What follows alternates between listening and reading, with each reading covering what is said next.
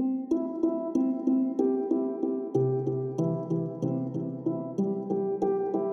first job in advertising was as an intern at Y&R. I was a receptionist. I was a runner. Essentially a glorified secretary at Gray. One of the things that I love about this specific show that's so good is the combination of so many disciplines, so many different people, so that you have this really amazing debate from different perspectives. Craft or technique? Craft. Craft. Technique. Technique. Classic. Contemporary. Visual. Humor. Black and white. Color. Both. I think the emphasis on craft does reframe the work in a way that's different than other shows, and it makes everybody stop and really think through all the different elements that go into making amazing film. It's important to have all those different disciplines in the room at the same time so that we can bounce off each other and have that healthy dialogue. It's a lot of fun having actual editors or directors or other people like that in the room with us because they get to very specifically tell us what they think, and then the debate begins. Everyone seems to feel comfortable enough to have their say, and no one seems to be dominating anyone else. So I would say it's a really even room, and for that I'm super happy.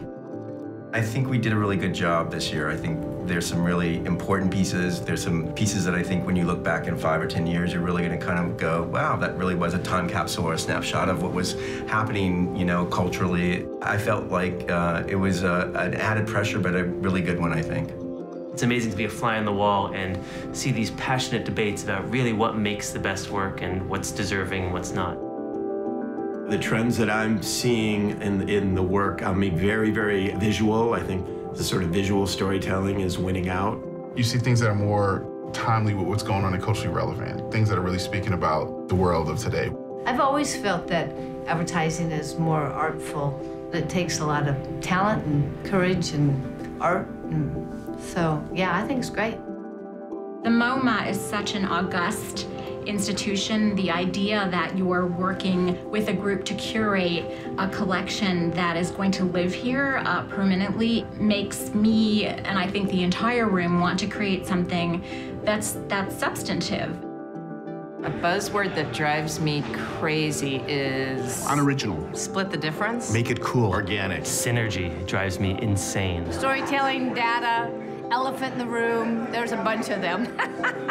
I can't wait to come back, see it on screen, and get everyone's reaction. I think we'll be proud. It does feel a bit more weighty than just an award show, because we know this is being put into a collection and sort of for eternity. I'm really looking forward to it. At the end, we'll talk about sort of the collection as a whole, but I think just kind of seeing it all up really gives you that moment of like, oh, this is what our industry is doing right now. Yeah, it's always nice when the show comes around after sitting on Curatorial and gauge the audience's reaction to it, and the garden party is not to be missed.